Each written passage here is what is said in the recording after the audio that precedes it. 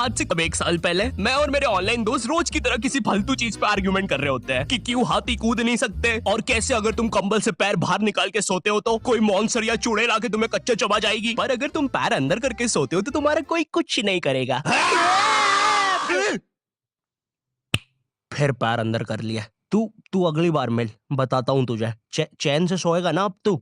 ले तेरा light on कर दिया, अब ठंड में बिस्तर से उठना पड़ेगा। ले तेरा पंखा भी ऑन कर दिया अब तो ऐसी किसी बात पे आर्ग्यूमेंट चल रहा होता है तो उसी बीच न जाने मेरे दिमाग में क्या आता है और मैं बोलता हूँ, तुम लोग अच्छे लोग हो, हमें मिलना चाहिए। ये सुन के भैया सन्नाटा मच गया। हाँ क्या बोला तूने? आयु तुझे पता है ना ऑनलाइन दोस्त कभी मिल नहीं सकते। इनफैक्ट ऑनलाइन दोस्त जैसी तो कोई चीज ही नहीं होती, हम सब तो रोबोट है। आयु तू हमारा दोस्त हो ही नहीं सकता, हम जा रहे हैं। फिर उन लोगों ने एक दूसरे के गले में हाथ डाला और न जाने क्यों गुस्से में डोरेमोन का थीम सॉन्ग गाने लग गए, वो भी तमिल में।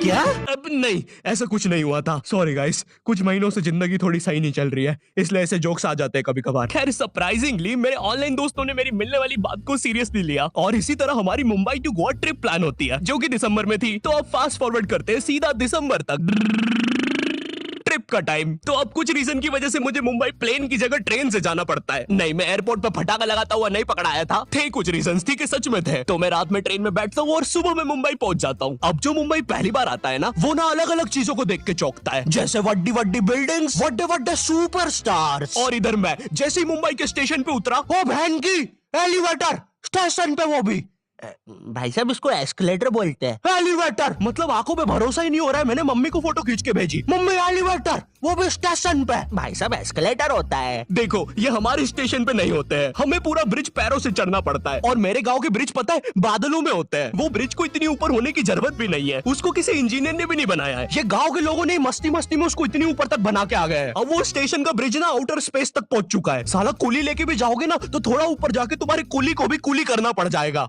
भाई साहब कुली करना पड़ेगा। अरे किया तो है तुम्हें? अरे आपको ने मुझे कुली करना पड़ेगा। रुको, कुली।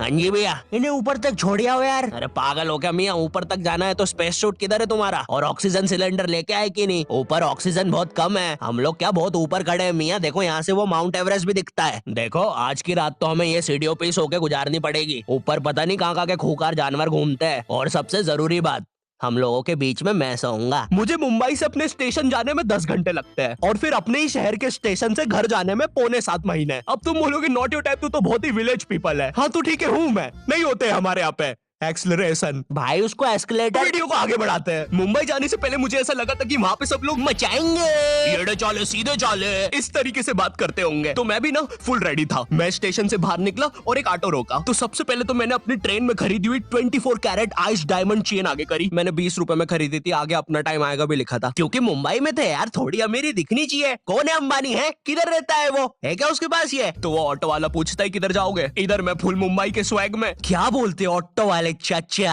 अंधेरी चलोगे क्या? चलो ना, मचाते ना अंधेरी में चल के। अंधेरी में तुम उजाला लेके आओ। ऑटो में क्यों बैठे हो? लैम्बोर्गिनी लाओ। ये अंधेरी में तुम आओ। क्यों चाचा? अरे भाग भाग मादर है, कड़कती धूप में मुजरा दिखा रहे मेरे को। अभी भी ज्यादा दूर नहीं गए, ऑटो से चीप सकता हूँ। हम लोग हमारे मुंबई के अपार्टमेंट आ जाते हैं, वहाँ पर थोड़ा सा रेस्ट करते हैं, क्योंकि स्टेशन से अपार्टमेंट तक तो हम भगते भगते आए थे। वो ऑटो वाला पीछे पड़ा था ना। क्यों पीछे पड़े हो हमारे? जाओ ना। नहीं मजाक कर रहा हूँ। 700 रुपए की टैक्सी करनी पड़ी थी अपार्टमेंट तक। 700 रुपए की। 700 रुपए पता भी है कितने होते हैं? 700 रुपए में पता है तुम मुंबई में क्या क्या कर सकते हो? तुम कर सकते हो 700 रुपए में तुम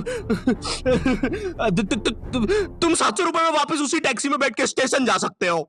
भाई साहब मैंने 750 कर लिया है रेट। कितनी महंगी है मुंबई। तो अब मैं और मेरा दोस्त डेस्क, हम लोग हमारे बाकी 2 दोस्त से पहले आ गए थे। तो अब हमारे पास कुछ करने के लिए नहीं था। तभी मुझे मेरी एक फीमेल फ्रेंड ने मॉल में मिलने बुला लिया। तो हम लोग जाते हैं मिलने, वापस 700 लगा के।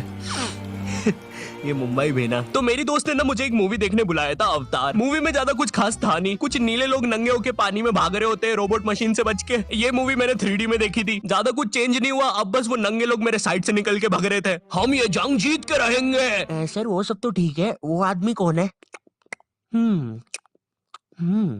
अरे वो हमारी मूवी देख रहा है 3D में।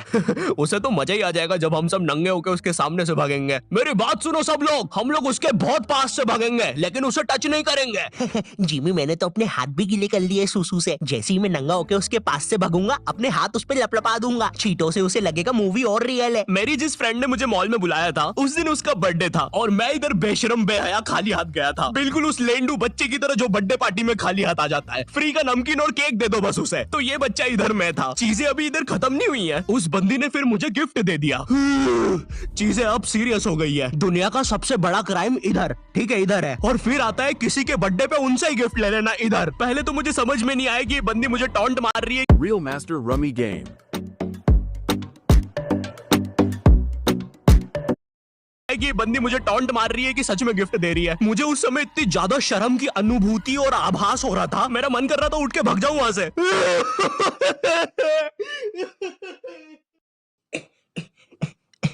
अरे वो बाहर बहुत गर्मी है ना, इसलिए मैंने सोचा स्प्राइट पी लूं आके। और पेरी पेरी फ्राइज भी मेरे फेवरेट है।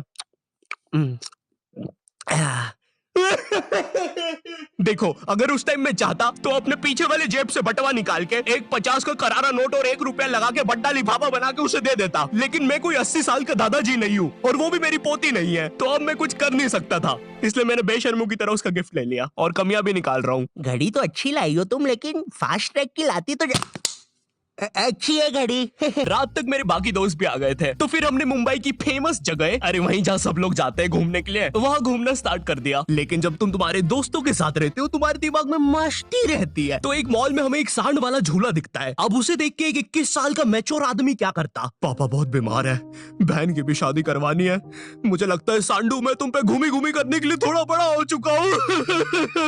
लेकिन मेरे 21 साल के दोस्त ने क्या किया, घूमी अब यहाँ एक सांड को दूसरे सांड पे चढ़ता हुआ देख हमें भी मस्ती छूटी। हम भी भाग के वो झूले के पास, भैया और तेज चलाओ, भैया और तेज, भैया और चलाओ तेज। मैं मुंबई में एंग्री प्रास से भी मिला था। उन्होंने मुझे अपनी बिल्ली से खेलने दिया था और अपना मास्क भी पहनने दिया था। अच्छा चलो मास्क मैंने बिना पूछे पहन लिया था, कैमरा फुटेज में तो आ ही गया हूँ मैं वहाँ पर अपने मैनेजर सौरभ भैया से भी मिला था। हम लोग मुंबई में लास्ट में जूहू बीच पर गए थे। वहाँ पर सब कुछ बढ़िया था, ठंडी ठंडी हवाएं चल रही थी, सब कुछ बढ़िया था। लेकिन फिर आसमान में कहीं से उड़ने वाली बंदर प्रजाति छा गई। ये बंदर प्रजाति फुग्गे की बनी थी। मेरा नाम है बुबली बंदर, मैं इंसानियत पे कब्जा करने आया हूँ, तो चुपचाप अपने घुटने।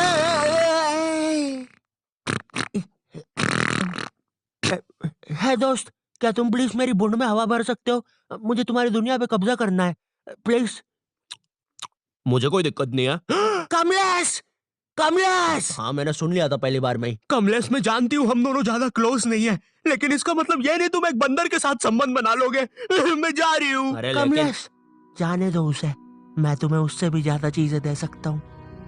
मुंबई के बाद हम लोग निकलते हैं गोवा के लिए। गोवा काफी चिल जगह थी। मैं वहाँ पर काला भी हो गया था दिन भर बीच पर धूप में भटकने के कारण। सच में वहाँ पर धूप तो बहुत ही ज्यादा थी, मतलब इतनी ज्यादा कि जमीन के अंदर से लोग बाहर आ रहे थे या अंदर जा रहे थे। कोई मुझे बताएगा ये क्या हो रहा है यहाँ पे? गोवा में तुम ऐसे बीच पे राइड्स वगैरह कर सकते हो, जैसे जेट स्की। इसमें ना तुम्हें आगे टंकी पे बिठा लेंगे बच्चे की तरह और पानी का एक चक्कर काट के वापस ले आएंगे।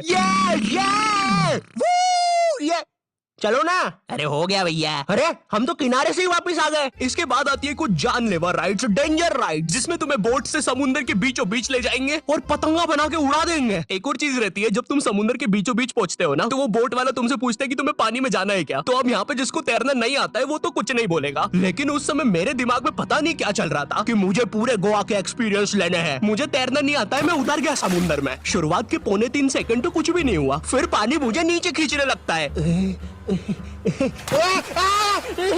ये तो कुछ भी नहीं, अब मैं बोट से भी दूर जा रहा हूँ धीरे धीरे। भैया भैया भैया भैया घंटा नहीं सुन रहा मेरी बात, मेरी इधर फटी पड़ी है, मैं कुछ भी चिल्ला रहा हूँ पानी में। भैया बीमारी है मुझे, ले लो ऊपर। भैया मैं माँ बनने वाला हूँ, ऊपर लो। उस समय कोई दूर से शार्क वार्क भी देख रहा होता ना तो उसे भी दया आ जाती। ओए बच्चे को क्यों परेशान कर रहे हो बे? चलो ऊपर लो इसको, खा लूंगा वरना इसे। चलो बेटा ऊपर चढ़ो तो। हाँ चलो चलो। जैसे तैसे वो बोट वाले ने मेरे को ऊपर लिया। अरे भैया क्या बच्चे ऐसे चिल्ला रहे थे, स्विमिंग सिखा रहे थे तुमको? अच्छा समुंदर में वो भी? तेरे को ड्राइविंग सिखाने का बोलता तो तू तो रॉकेट में बिठा देता मेरे को।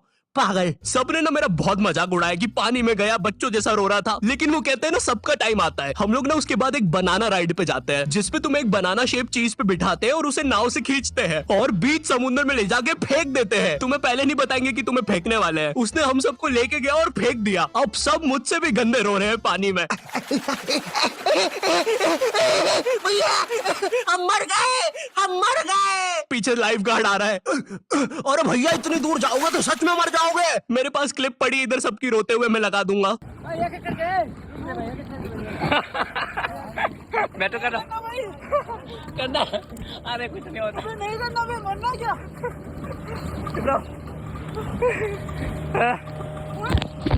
नहीं करना भाई।